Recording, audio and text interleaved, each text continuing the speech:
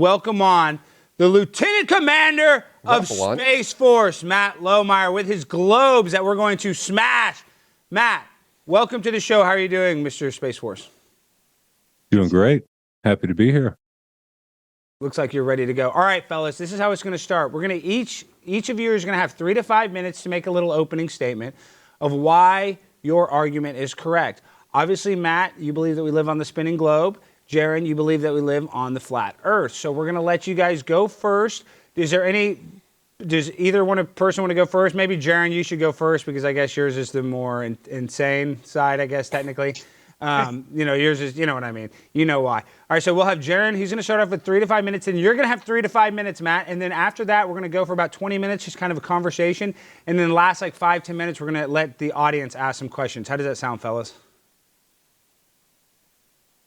We'll read $20 super chat questions. Oh yeah, and if you want to ask a question, it has to be a $20 super chat, and we're going to read those, and we'll ask Matt or Jeran what their answer is. Okay, starting with Jeran. Are you ready? I can see you got your OBS already set up. I think I'm ready. Yes. Okay, maybe turn up his mic a little bit. Chris, engineer. I feel like Jeran's mic's a little low always because he has that nice setup. But nice try, Globers. Yes. All right. Look at all those globes. Matt's ready. Look at all that globe live. All right. Now, Jeran, the clock starts. It's at ready. Your time starts now. Okay. Thank you very much. All right. Flat Earth is not for everyone because some people like being lied to. They like being told what's true. They like being told how to act, how to feel. And those who actually look into this topic will reach the obvious conclusion that we've been lied to. We were all taught to hate Flat Earth. It's taught to you so that you stay away from this subject. Well, despite that ridicule and hate, the slander you might receive, many of us just don't care. And these are the people who think for themselves. Those who don't follow directions, these are the type of people that were not rewarded in school. No, only those easily indoctrinated were promoted and advanced until they got their astrophysics degree without ever going to space. They just simply memorized some textbooks and, in my opinion, became well-versed in the lie. Now, my opponent tonight is a former Space Force captain. He's never been to space. He played space on a computer console, I guess. Same with the other 16,000 Space Force enlisted servicemen. They've never been to space. They're not going to space. But space is just a pretend magical place where Earth can fly 1.2 million miles per hour. And as we speak, through a vacuum. But we all know that Earth is stationary. We feel it every day. Now, to reach the truth of the flat Earth can be easier. It can be hard. You can either approach it with an open mind and the truth becomes apparent, or you can approach it thinking you already know the answer, in which case you're going to easily fall for the tricks and then walk away, still believing in what men tell you. These great scientists have convinced you and others that they can actually polish up some mirrors and place them in a tube and magically see back in time, and everybody believes them. The same guys who say that there is no God and that nothing exploded and created everything and we're from an amoeba, they can even date rocks. So if they lie to you about things that we can touch and verify, to believe that they tell you the truth about a place you'll never go, even the Space Force commander, captain will never go, is ludicrous. My opponent may ask tonight, why the lie? And I'll tell you, number one thing is I can't really tell you because I don't know the motive. I'm not the one lying to you. But I can give you an idea, and that would be 3 things: control, to hide God, and money. So the control, obviously, every country that's ever felt tyranny, the citizens have moved away. They've gone away. They've gone somewhere else to where they could start a new place. Well, when they put the globe into play, now there's nowhere else to go. So what a brilliant trick to keep us all thinking there is nowhere else to discover.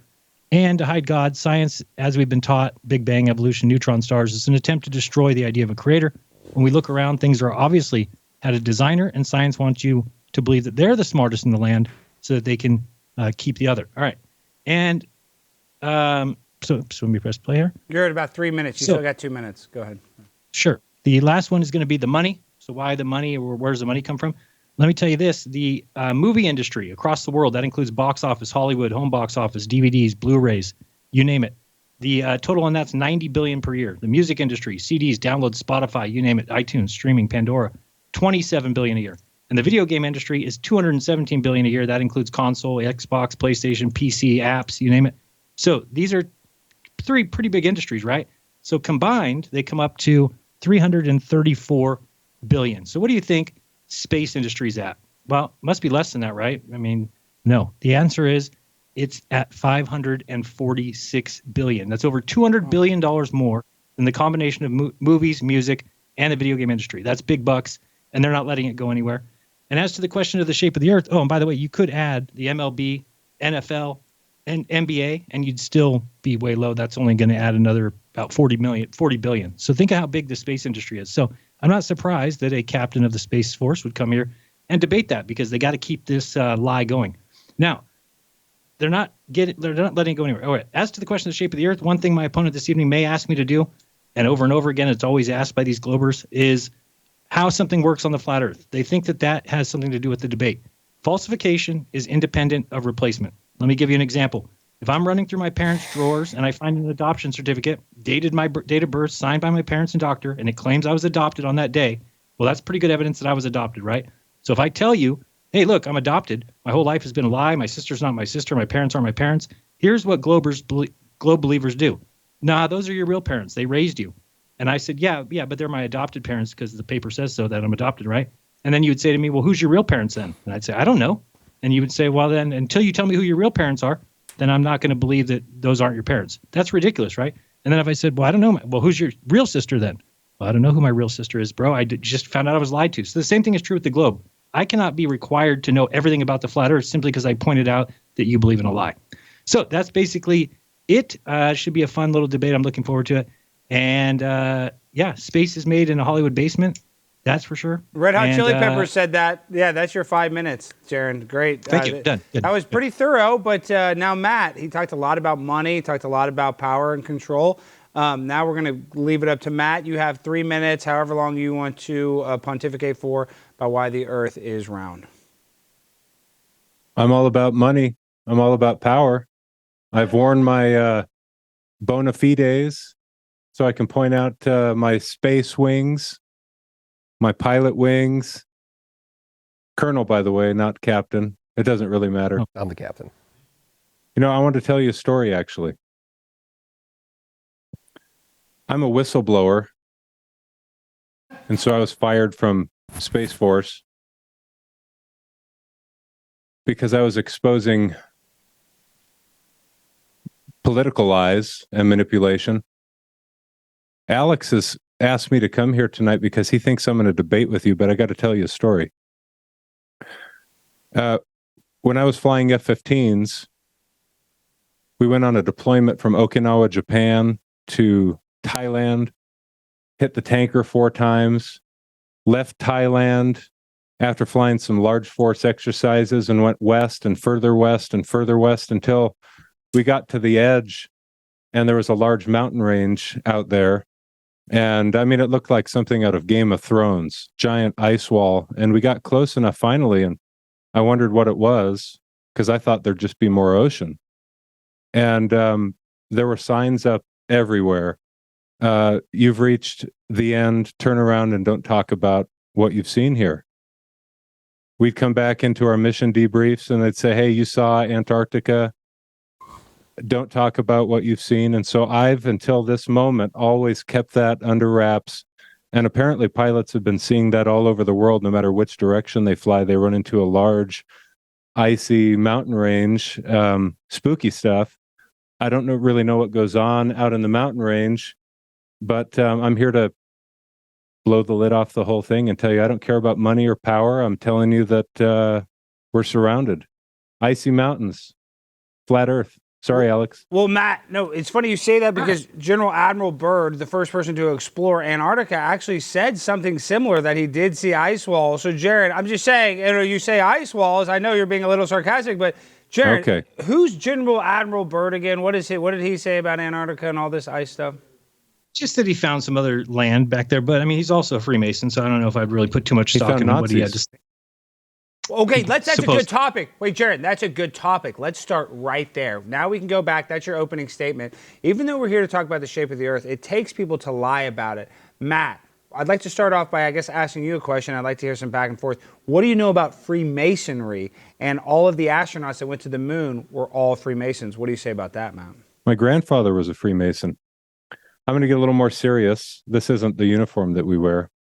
I've watched some of Jeran's videos. Jeran, I've watched some of your videos. I think you're sincere. I'm sincere as well. I'm an honest person. You and I have a different worldview. Okay. I think that whatever we get a chance to get into tonight don't I look like a serious person? Look at me. Jaren's So likes to whatever have we get fun. We into- can have fun. Jaren's Here. laid back. Whatever we Have fun. get into tonight, I mean, we're going to have like, 15, 20 minutes to talk. I'm happy to show up for 2 hours and have a conversation with you about this. And I want to point out up front, this is a little bit unorthodox. This was advertised as a debate. My globes are almost falling over. I hope that's not a bad omen or a symbol. It's this. I think that there's some common ground that you and I have, and you're trying to recenter the Earth as a kind of center place, as a part of a cosmology that provides meaning, that reestablishes a God human relationship. And I don't disagree with you on that. And I think the materialist, godless, scientific community does lie. In fact, they practice a science that's very much religious in nature. And so you and I probably have some commonality on things like Big Bang cosmology, which I will challenge any day of the week, in fact. But there are some other sides. And Alex, if you'll give me just 30 more seconds here to give a serious, thank you, thought. Some of the books I've got these globes stacked on. And by the way, I think you're having an impact on the world, because I went to 3 stores looking for these globes before the show, and they don't sell them anymore. So I think you're influencing the globe market. My work is done. Mine is all my globe is all written all over, so I didn't bring that globe. Here's my point. I've got Isaac Newton's Principia Mathematica here, written at the end of the 1600s, early 1700s. I actually read this stuff because I'm very interested in cosmology. I'm interested in the science, but it's all incidental to a kind of religious worldview as well. And so I very much appreciate the need to recenter that relationship, and in a very real sense, in a kind of metaphysical, philosophical sense, and in a literal way, the human heart, the earth, is at the center of all things. The science community can demonstrate, though, the heliocentric model. In my view, I don't think that's up for debate, and so I'm not interested in really debating that much. It's kind of your newer, so to speak, model that is on trial, not the spherical earth. Isaac Newton says in his Principia Mathematica, I'm not teaching you anything new under the sun. Everything I'm teaching you about celestial mechanics and about this heliocentric model, which we credit to Copernicus and to Johannes Kepler. He said it was known to the ancient Chaldeans 2,000 years before Christ. If you read Johannes Kepler, I've got Kepler's works on my desk here, and I love Kepler. And if you go and read these works, by the way, it's not just the quotes that the scientific community will give you. In fact, these people are like Jesus-loving religious zealots of a sort. I mean, they really were driven by their view that, hey, God is central, and so let's figure out our cosmological worldview. Kepler said the same thing, is my point. He said, hey, I'm just rediscovering what was known in history. I'm telling you that this heliocentric model that Copernicus and I have kind of been recredited with, that was known to the ancient Egyptians and the ancient Chaldeans. The modern scientific world won't tell you that stuff, but it's in their writings. I could point out the page number. And so we have some common ground here, even though we've got a very different model or approach to understanding our cosmology. Well, no, How about that for a serious note too. And Jeran, I want to let you rebut that, but that is true, Matt. The Big Bang theory, how a lot of what they tell us about science, like that, it's a fact. I'm at least you're being intellectually honest. So Jeran, you have to give him that. I respect Matt for that. Yeah, no. Now, Jeran, please rebut or say whatever you'd like. I'll give you 2 minutes or 3 minutes. Did you know about Edwin Hubble? Edwin Hubble's the one that basically redshift. brought.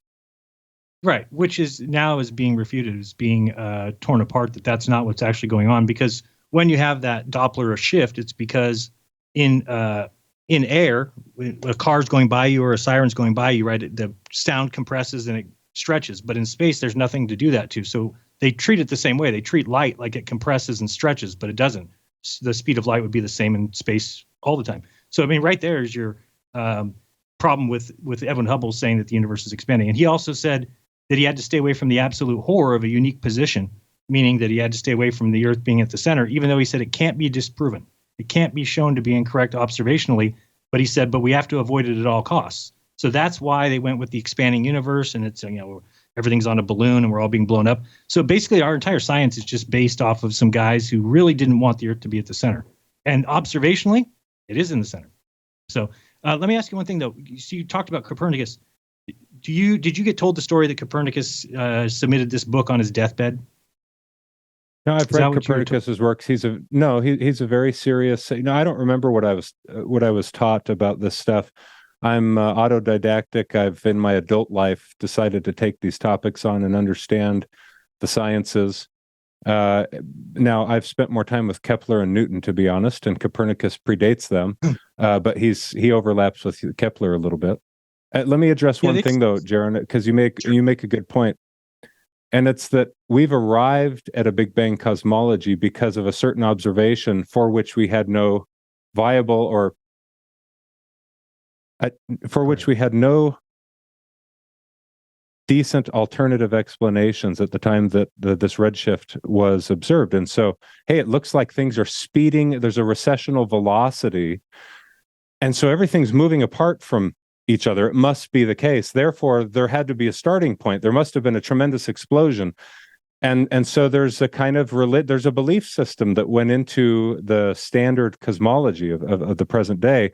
You're right, that is being challenged. I agree with you in that. I think it's there are other explanations for that. I think plasma cosmology, plasma physics has a much larger role to play in understanding the universe. I think electromagnetism does, quite frankly. And to your point, you see, there were forces in the ancient world that they didn't have our modern vernacular to describe things for us as a modern person. So they used words like fire or light, for example. We use words like electromagnetism. We had talk about plasma. We have a whole vernacular that would have been unfamiliar to the ancient man. But the bottom line is, we've got emerging paradigms right now that are trying to explain the various anomalies in the standard cosmology that have been so apparent for the past couple of decades.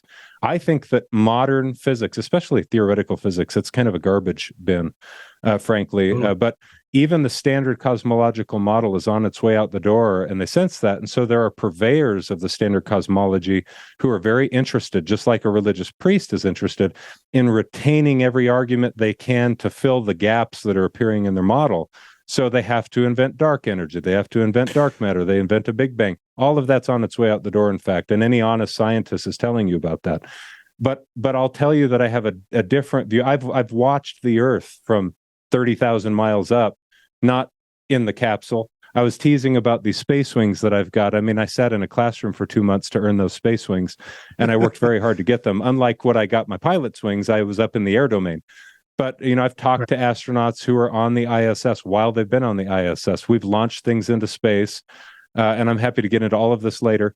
And then I've done an infrared space-based missile warning mission from geosynchronous orbit, and we use orbital mechanics to put those things there. And I can tell you about the speeds of those orbits, that they are quite literal. And I've seen the Earth from those altitudes. And I'll tell you that China, when you get into military, political, geostrategic competition as well, every great space power on the Earth is trying to exploit cislunar space right now because they see it as giving them some ultimate high ground or a grand strategic advantage over their adversaries. And so they're pouring trillions of dollars into those industries because they actually believe, whether or not you agree with them, they actually believe that there's an advantage to be gained by deploying robots, persons, and machinery and manufacturing on orbit. Wow, Matt. Wait, real quick, Jeran, I want to let you go. Sorry, I just wanted to Matt, Yeah, I mean, he's talking about orbital mechanics. I want to get into that. But Matt is admitting that what they say about dark matter, a lot of stuff that you guys actually agree on. It's crazy. So let me let Jeran. Yeah, we do. Yeah, Jeran, go ahead. Sorry, I just had to say that. There's actually a lot of stuff that Jeran talks about. He agrees that now they kind of have to keep the lie going because it's so much religious. Sorry, Jeran, go ahead.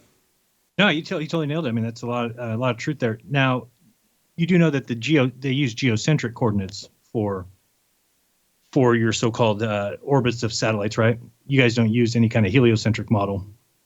It's geocentric, right? See, the stationary if I was going in the center. Yeah, let me address it briefly. I promise I won't take long on this. But if you're okay, in the grand scheme of things, here's my model. All of the orbits in which we operate are like so close to the Earth that unless you're super close to the Earth, you wouldn't be able to differentiate these. There's a swarm of bees flying around in Leo and low Earth orbit at 17,500 miles an hour. There's an architecture there that exists that is so close to the Earth that we take our bearings depending on the orbit, both from the Earth as well as from certain stars, because the satellite occasionally has to regain its bearings, and you need multiple points to do that. It depends on the constellation. This gets very complex, but I'll acknowledge the fact that if I was going to teach my son if I was going to teach him the truth of astronomy, let's say, I wouldn't start by teaching him that the sun is in the middle of all things. In fact, I'd plant his feet on terra firma outside at night, and I'd orient him to the stars based on where he presently is. I teach him about a zenith overhead and the meridian, and I teach him about the apparent motions of the observable universe. Wow, Jared. I mean, Matt is, he's very intellectually honest when it comes to space, Matt. I didn't realize you have now I know why you were so high up in Space Force. You definitely understand space. I was perpetuating the lie. Yeah. All right, Jared, what do you want to say to that? Let me, well, I'll get to this, but I wanted to ask if you think, is there any possibility that the things that you were putting in space or whatever could be a lie? Meaning you didn't have you weren't touching these things. Somebody far away sent it up into space and you were told it was up there and then you accessed it on a computer, right? So technically, really speaking, it wouldn't be that hard to fake. Or are you saying it would be impossible? No, I disagree with every bit of that. Sorry. I mean, I've got hands-on before it's been launched, hands-on at launch, watched things go up into space and watched our operators take these things over. And I've watched real-time. I mean, the lie is so grand to be able to do the mission I've done in locked doors with windowless rooms, for a reason, by the way, from ground stations where we get a signal. I mean, there are troops that duck and cover downrange in the Middle East when an Arab country lobs missiles that are 3 minutes away. We pick up a heat signature from geosynchronous orbit. It's relayed to a ground signal on the Earth. Our operators are sit and trained to watch that data, pick up red phones, and make phone calls to battle commanders downrange and say, you've literally got a minute and a half until this missile lands within this vicinity, so duck and cover. And we save lives doing that business. Now, I'll just tell you, it's quite the lie. It really is quite the lie. If every single operator in every spacefaring nation, all the dozens of nations who are currently doing activities in space, from the scientific community to the military community, to the government civilian community, to the private billionaires, it is quite the lie to get people to be absorbed and assimilated into a culture that is so intricately woven a lie that they would then be believing. Like, you've got 99% at least of those people that are in those missions genuinely believing that they're involved in a grand space operation. And so it would be a very difficult thing indeed to explain everything that they experience on a day in and day out basis using your model. I mean, it would be really interesting to see you or someone try and explain that. But, I've got, and this is a lead into another day, like I've got a list of 35 questions that are not silly questions. Like, I've watched enough of these videos now. There's an upcoming solar eclipse total solar eclipse on April 8th. This year, and like Ptolemy did 2,000 years ago, where he produces the Almagest, and there's a star catalog that predicts every solar and lunar eclipse and the movements of all of the wandering stars over a backdrop of fixed stars for centuries to come. I'd like to understand. Maybe you guys address this. Else, I've admittedly not spent time studying your work, but I'd like to understand, for example, how the model that you subscribe to predicts upcoming solar and lunar eclipses and the relative motions of the wandering stars over a backdrop of fixed stars. Well, one thing I want to say... so that's a longer conversation for another day. That's a much longer conversation, but isn't that... I hear people talk about there's a thing called a prediction or a post-diction. If we know the pattern of the sky, aren't we just... don't we already know the pattern? Isn't that how they decide it, Matt? I was just answering that. Maybe Jeran knows better than me. But I want to say this. I want to ask a question. Then Jeran, sorry, I'm going to let you rebut. This is Matt. I always see these videos, and Jeran's posted these videos I saw, where NASA buys the most helium and they put satellites up with balloons. Have you ever seen anything with a balloon in a satellite in your life? A balloon launch with a satellite on it? That's not my... only videos on YouTube talking about that kind of thing. That's not my area of expertise. I've never dealt with balloons. I just saw that video. Okay, sorry. Go ahead, Jeran.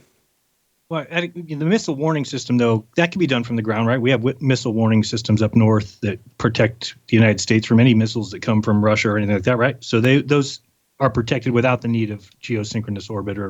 So, I mean, just because you say we have this missile warning, when has that ever been used? When has it been activated? Could be something that's being done from Thule or Thule.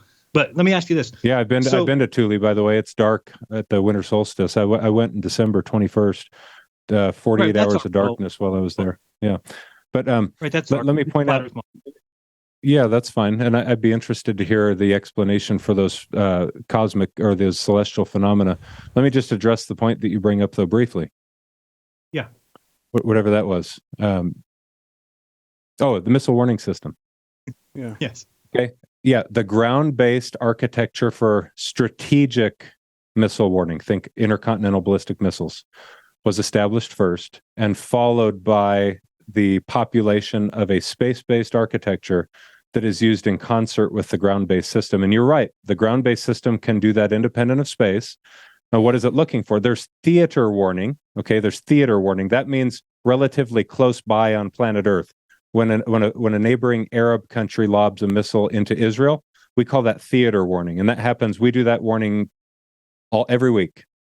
Okay, and then there's strategic missile warning, which is Soviet Union, now Russia, China. Pick your grand competitor. They're lobbing intercontinental ballistic missiles over the poles in our globe Earth model, and we are picking that up by pointing our ground-based radars over that pole in the direction of those northern countries, China and Russia, former Soviet Union. The idea of an ICBM is that it has a burning phase in which it leaves the Earth's atmosphere and goes into space on a particular trajectory, and then it burns out on that trajectory, and there's no way of changing the path of that ballistic projectile or missile. And so it will land where they had launched it to land. Now, there's been quite a bit of development since the Cold War. We've got hypersonic glide vehicles, these kinds of things that skip along the Earth's atmosphere and kind of enter and maneuver wherever they'd like. And that's a different conversation altogether. Beyond the scope of what we're talking about.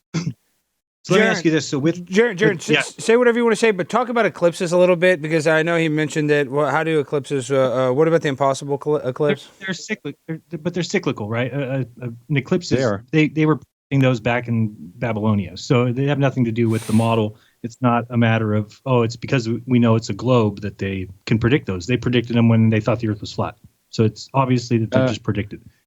Here's a thought, though, for your audience, just a teaser, because I've spent enough time with this now to have my own views that are, like you, different than the scientific community. It's my view that as early as 4,000 years ago, enlightened philosophers, prophets, and scientists, I know, again, contrary to popular scientific belief, understood that the sun was at the center of our system. It's my view that throughout human history, recorded human history, the view has been that the Earth is spherical or is a spheroid. And it's my view. I mean, if you look at the measurements of the Great Pyramid on the Giza Plateau, for example, I think it's evident that the builders of that pyramid, and let's say you even accept the standard Egyptological dating, and let's say it was built about it's finished 2350 BC, 2400 BC. It's my view that whoever built that, and we still wrestle with how they did it, which is another fun conversation, had a working knowledge of the diameter of the Earth, of latitude and longitude lines, and how lengthy in miles in the imperial system degrees were, and the distances to the sun and the moon. And even the shafts that come out of the king's chamber and the queen's chamber are aligned to certain stars 4,000 years ago. I mean, like, they had a working knowledge of the cosmos, but there's a precession. There's a precession of the equinoxes. They had a different pole star back then. Our pole star is different today, Polaris. They had a different Earth that they were in. So the shafts are now pointed at Polaris, right? So we're just supposed to believe that 4,000 years ago they were pointed at another. Yeah, they are. They're pointed at Polaris. No, these things rotate on the order of 1 degree every 72 years because of a precessional equinoctial cycle. But they tell us today that they're pointed to Polaris, but 4,000 years ago they were pointed at Thuban or something. That's what you have to believe. Yeah, so Thuban, you're right. You're right. Thuban is the star. Yep. Right. So, I mean, everything else you were saying is kind of, you said something about the pyramids matching. I mean, that's, if you do any research on that, that's just bunk. No.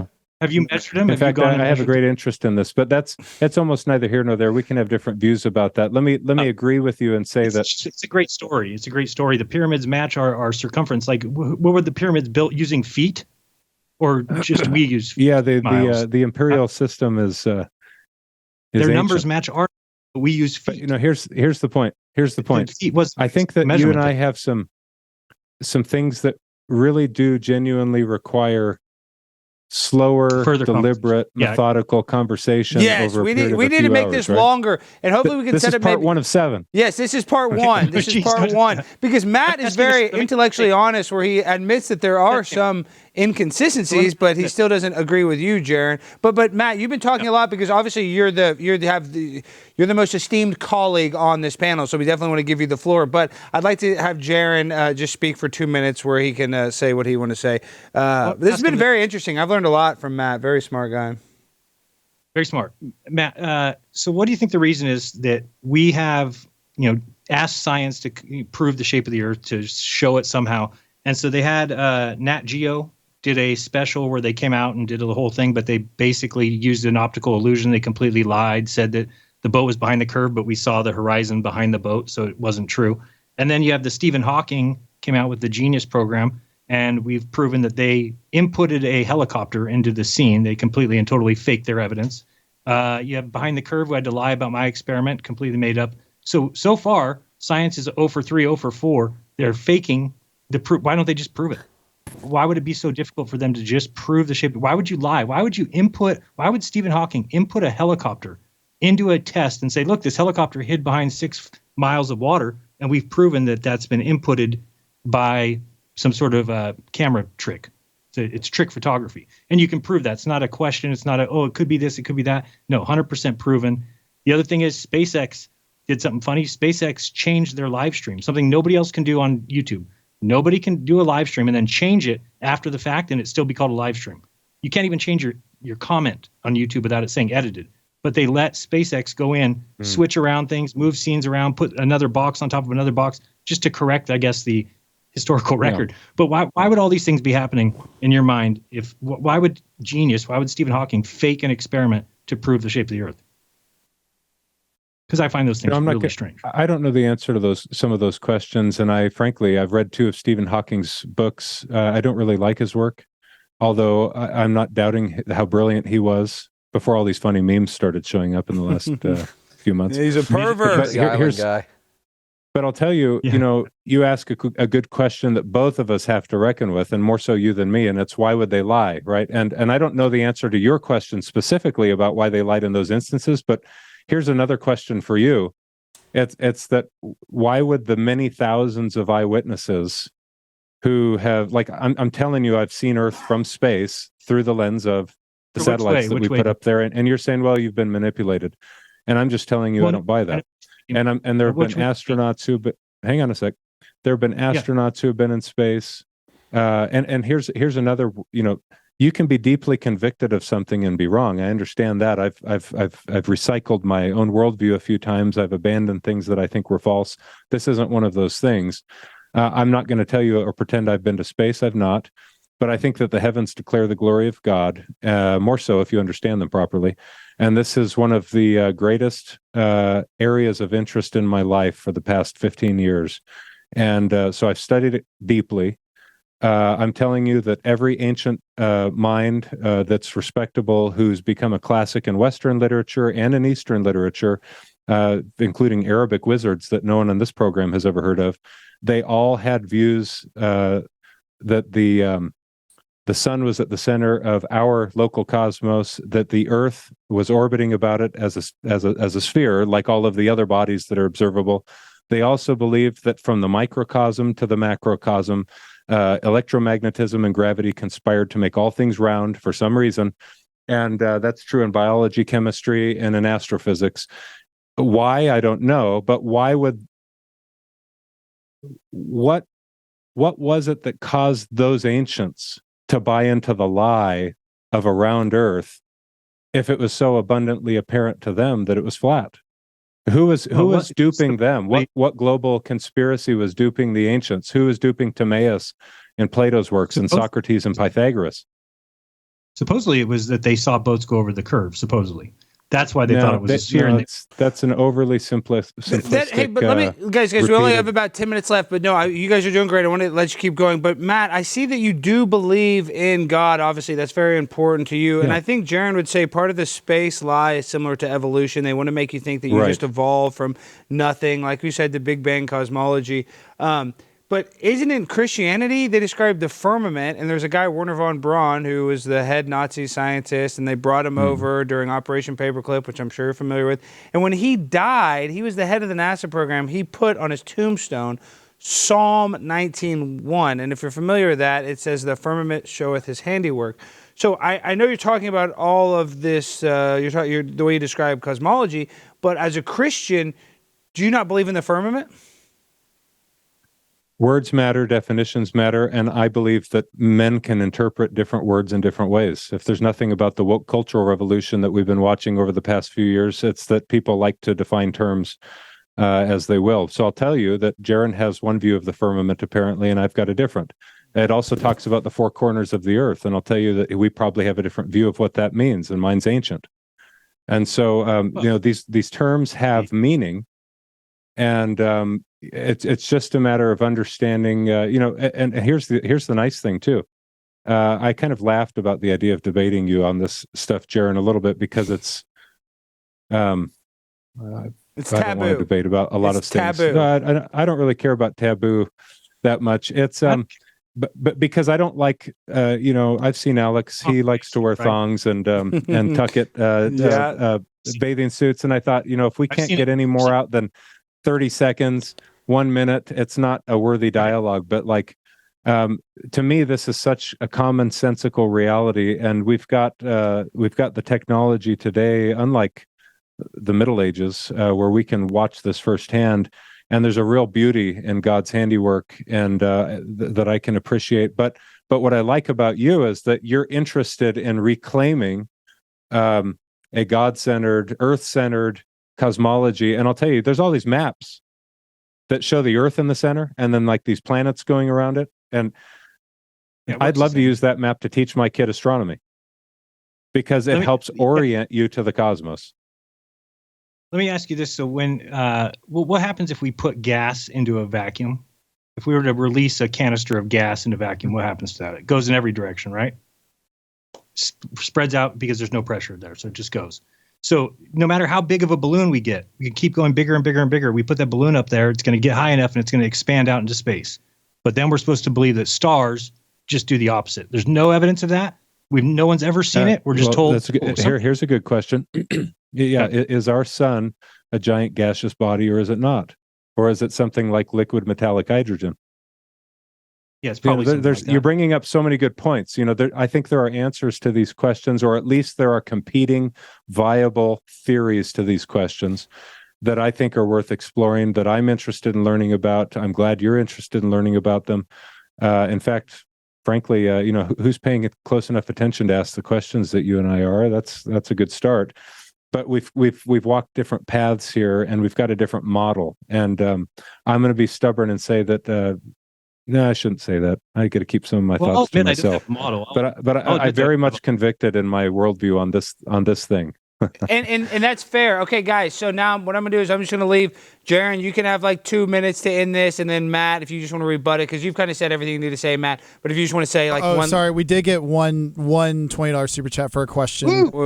Scott Hawkins, Matt, please elaborate on your understanding of the four corners of the Earth. Thank you for hosting. That's a good question. And then to answer that question, then we'll have Jeran do a 1 minute closure, and then you can rebut him, whatever you want to say, Matt. But how do you describe the four corners? That's how do you interpret that?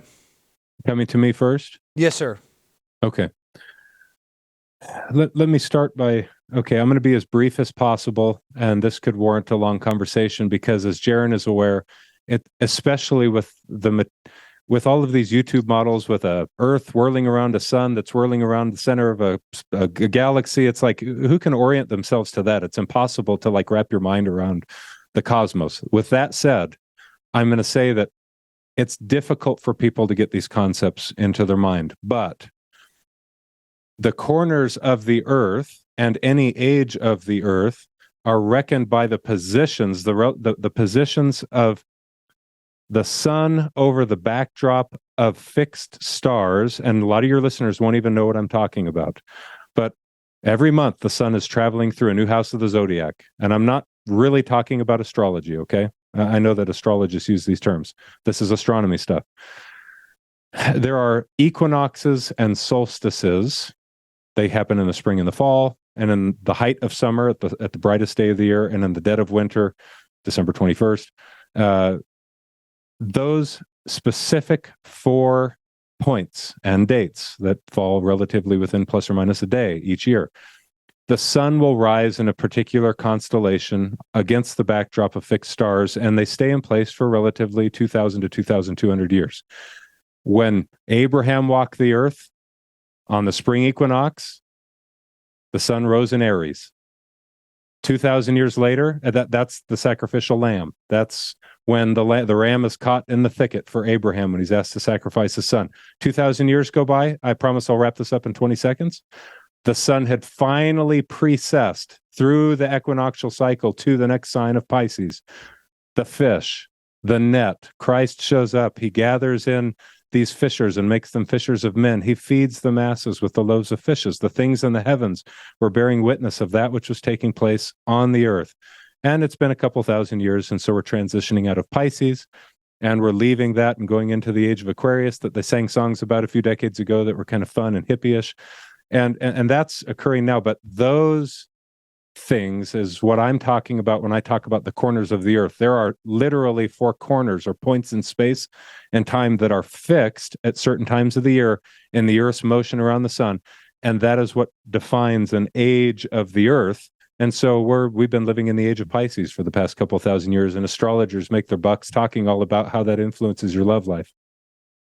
Well, some of it works. So there's some sort of weird stuff about astrology. I'm a Libra. I think I'm very fair. You have to pay me to talk about that. I know, because that's kind of anti-God, right? All right, now, Jeran, last 2 minutes or a minute, however long you want to get. And then, guys, this is great. Now we have great viewership, a lot of people watching. We really need to try to organize maybe a way we can get you both to Dallas and we can do like a 2-hour sit-down, because Matt is very intellectually honest. He believes in God, so he knows that they use science to lie. So really, I really appreciate his opinion more than a lot of these people that worship science. So, Jeran, you have to admit that we like Matt. I mean, I like Matt because of that. Yeah, totally. I would talk to Matt in the future because I'm open to new evidence. And I've never seen anybody step forward and say, I've seen this from space. And then maybe, I know you don't work for them anymore, but if I could ever have somebody actually show me that. I've never seen anybody actually do parallax distance measurements. I mean, you've never done that. You just take what they say is true, right? As far as distances to the stars. And I mean, trillions of miles is pretty ridiculous to think that we can just see trillions of miles magically through polished mirrors. But yeah, I don't believe that. So I'm open to talking about it. I think that the 4 corners is, if you do like a plus sign, which is north, south, east, west, there's 4 corners inside there. People just think of corners as something different than there's 4 corners inside of a plus sign. So it could be that.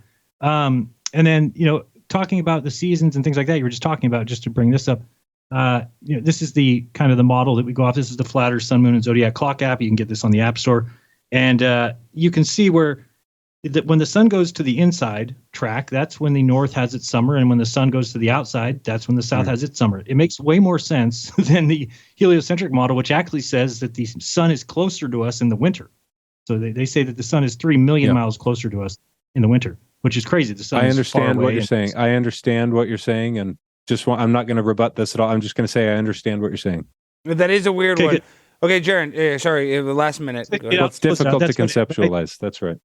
And I'm interested in talking to you more, because I would love to hear what you mean by you saw the Earth from some sort of satellite, because the satellite's going to have to send down data, right? Not images. It's not sending photographs. It's sending data that has to be processed by a computer and then output to show you. So I would just ask who was doing who did the programming of the computer that processes those images?